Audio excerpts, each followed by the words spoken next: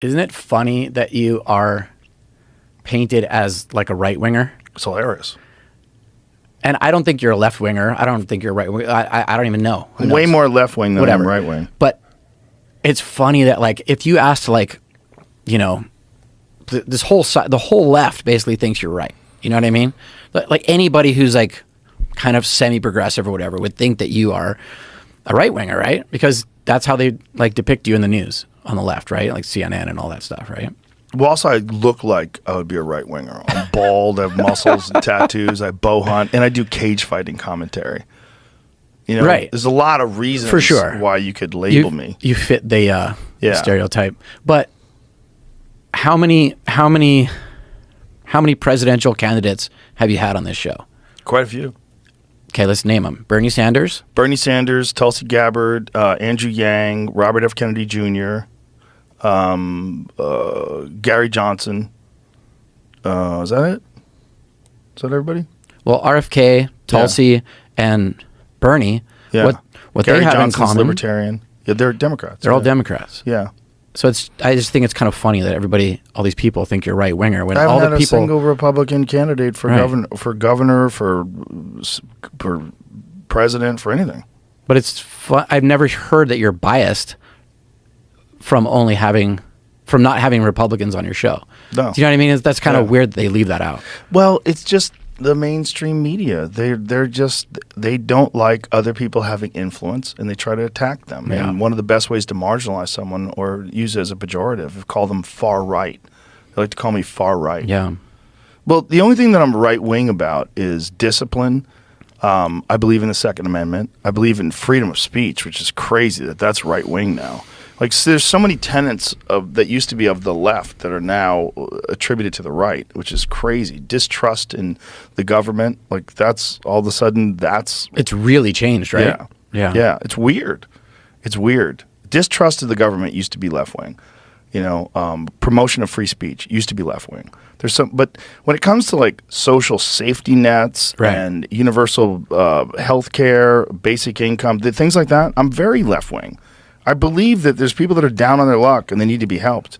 But I also believe in discipline. And I also believe that the right to bear arms is probably the only thing that kept us from becoming Australia during the pandemic.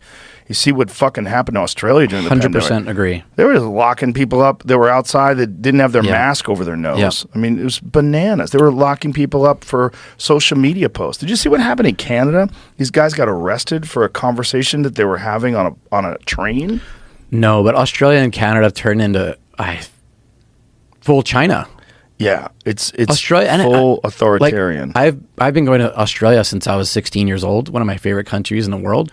Never in a million. And the Australians have this sense of pride and like they don't give a fuck. They're rugged. They're like rugged. They like no one can tell them what to do. It was crazy to see that during COVID where they basically had to all comply or else, and it was like real.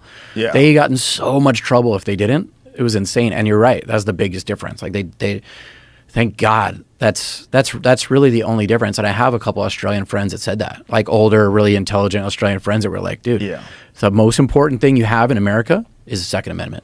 It's the thing that keeps the First Amendment alive. Yeah. Because the freedom of speech backed by the Second Amendment.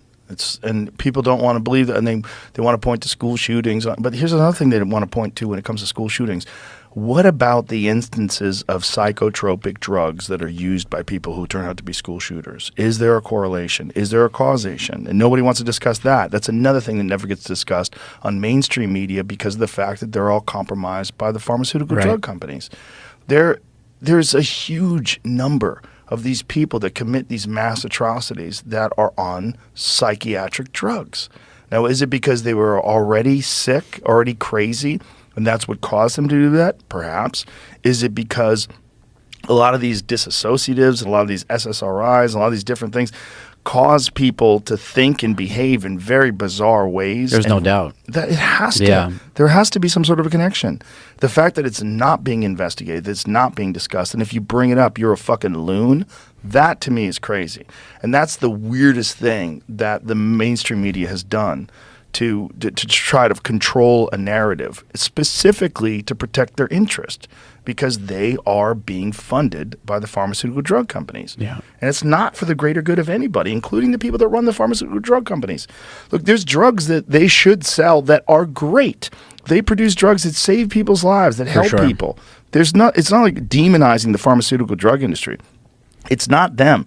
It's the people that run the companies that are money people. The money people just want to make money. Yeah. We had what was the guy's name that litigated against the pharmaceutical drug companies for Vioxx? Do you remember his name? One of the things, Vioxx was like an anti-inflammatory, similar to ibuprofen, but caused horrible side effects. A friend of mine had a stroke when he was on it, and it killed somewhere in the neighborhood of 50 to 60,000 Americans. Wow. And in internal emails, they said it's going to cause all these problems. They listed all the medical problems they were aware of, but we are going to do well with this. Yeah, John Abramson. Wow. So John Abramson just... It says Joe Rogan's New Year's Eve tutorial on corporate crime in the pharmaceutical industry. So this was the drug. John Abramson, he's the author of a new book, Sickening: How Big Pharma Broke American Healthcare and How We Can Repair It. And he's a lecturer at Harvard Medical School and the author of a 2004 book, Overdosed America: The Broken Promise of American Medicine.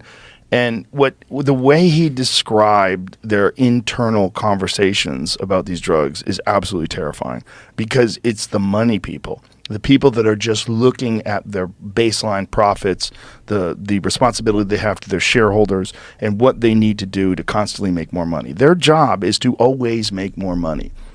And they're willing to do really awful shit and push things that aren't even effective, don't even work any better than ibuprofen.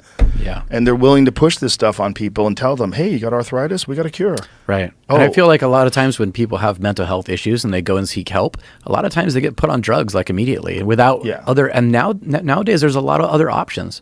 There's brain treatment. There's like hallucinogenics that they're doing. Like there's a lot of different options now. And I feel like that the pharmaceutical option should be maybe the last option in some situations. You know what I mean? Yeah, in many, many situations. And in some situations, it's a good option, and that needs to be addressed too. It's not like it's not binary. There's some people that I'm friends with that got on antidepressants and it changed their life. Right. Got them out of a funk and allowed them to make changes, and then slowly weaned off. My friend Ari, he got on them and then eventually got off of them, and he changed his life. He got much more successful and happy. And then realized, like, okay, now I'm happy, now I'm successful,